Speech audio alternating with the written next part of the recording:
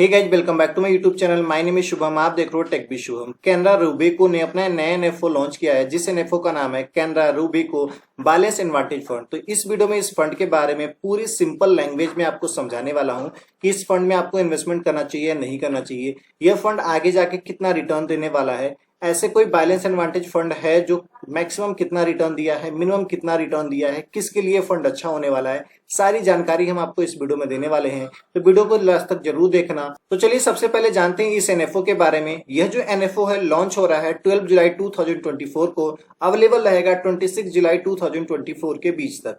अगर इस time period के बीच में अगर आप एनएफओ में कुछ ही पैसा इन्वेस्टमेंट करोगे तो आपको जो इस फंड का जो एनएवी मिलने वाला है, एक एनएवी 10 रुपीज में ही आपको मिल जाएगा। तो ये तो रही एनएफओ का फायदा। चलिए सबसे पहले इस फंड के बारे में हम पूरी डिटेल जानते हैं।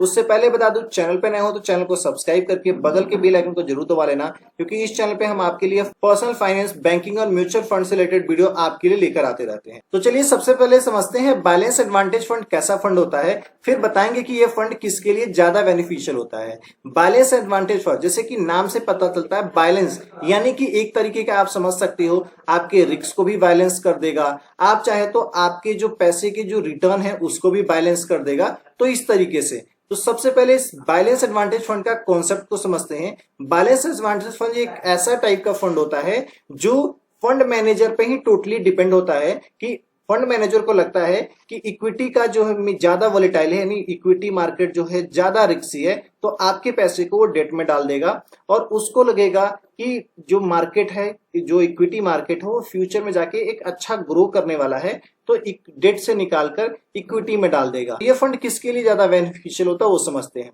दो टाइप के पर्सन होते हैं। जो एक ऐसा पर्सन होता है जो चाहता है कि सबसे ज्यादा हमें रिस्क भी हो तो रिटर्न भी मिल जाए।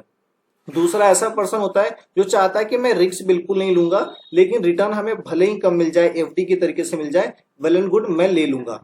लेकिन कुछ ऐसे भी पर्सन होते हैं जो चाहते हैं कि मेरे को रिस्क भी कम हो और रिटर्न भी हमें ज्यादा ना दो, ज्यादा ना मत दो, लेकिन कुछ ना कुछ दो। तो ये फंड बेसिकली उसके लिए होने वाला है, क्योंकि ये जो फंड का जो रिटर्न है वो मीडियम होने वाला है, ना लो ना हाई रहने वाला है। तो चलिए इस फंड के बारे में और डिटेल जानते हैं। ये फंड सबसे पहले जो फंड मैनेजर जो है किस बेसिस पे डिसाइड करता है कि आपका जो पैसा इक्विटी में लगाना चाहिए या नहीं लगाना चाहिए, मार्केट को किस बेसिस पे एनालाइज करता है। तो ये तीन फैक्टर है, पीबी, पीई और इक्विटी रिस्क प्रीमियम के बेसिस पे क्या है कि वो डिसाइड करता है कि उनको पैसा कहाँ लगाना है। यहाँ पे आपका एक क्वेश्चन होगा कि ये जो फंड है टोटली अगर फंड मैनेजर पर डिपेंड करता है तो क्या यह फंड में हमें कोई रिस्क नहीं होता? बिल्कुल रिस्क होता है।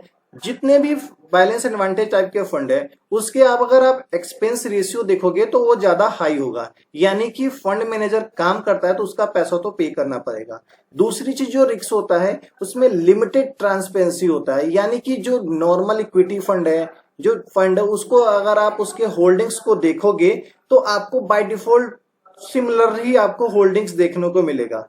लेकिन जो बैलेंस एडवांटेज फंड होगा इसके जो अगर आप होल्डिंग्स को देखोगे तो डिफरेंट डिफरेंट कंपनीज के देखोगे तो अलग अलग होगा, क्योंकि डिपेंड करता है टोटली की टोटली फंड मैनेजर के ऊपर और कब वो पैसा कहाँ लगा रहा है उसकी कोई भी ज्यादातर ट्रांसपेरेंसी नहीं होता। जब लगा देता है तब जाके पता चलता है। इसके बाद क्या है कि टोटली डिपेंड करता है फंड मैनेजर के ऊपर कि फंड मैनेजर अपने बेसिस पे एनालाइज करके वो कहाँ लगाना है वो डिसाइड करता है। यह जो एक दो रिस्क है ये बैलेंस एडवांटेज फंड में होता है। चलिए अब हम जानते हैं कि अगर आप कुछ पैसे बैलेंस एडवांटेज फंड में इन्वेस्टमेंट करते हो तो आप कितना रिटर्न एक्सपेक्ट कर सकते हो। फिर आप डिसाइड करना कि आपको इस वाले में डालना चाहिए पैसा, या आप इक्विटी में डालना चाहिए और या डेट में डालना चाहिए। सबसे पहले अगर आप देखोगे एक साइड में 3 ईयर का रिटर्न है, एक साइड में 5 ईयर का रिटर्न है।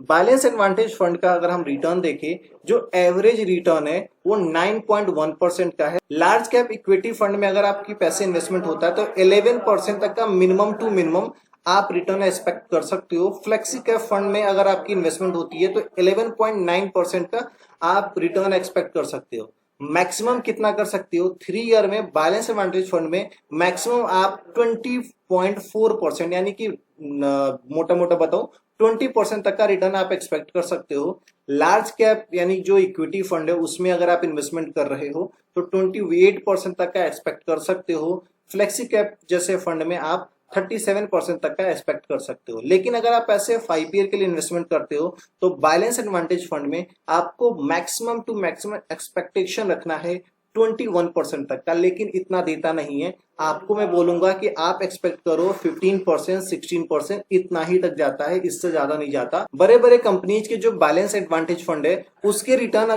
को हमने एनालाइज किया है, 15% से ज्यादा रिटर्न का नहीं है। तो इसीलिए मैं बोलता हूं कि 5 ईयर हो या 10 ईयर का अगर आपको एक्सपेक्टेशन रखना है तो मैक्सिमम टू मैक्सिमम 15 रखो, उससे ज्यादा नहीं रखो। लार्ज कैप में अगर आपकी इन्वेस्टमेंट होती है तो आप 20 तक जा सकते हो, फ्लेक्सी कैप में आप 22-23 तक भी पहुंच सकते हो।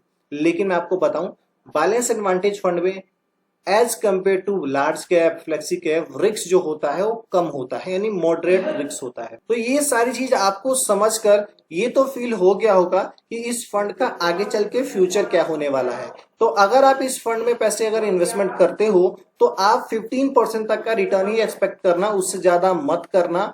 अगर उससे ज्यादा अगर आपको रिटर्न चाहिए तो उससे ज्यादा रिस्क भी आपको लेना होगा।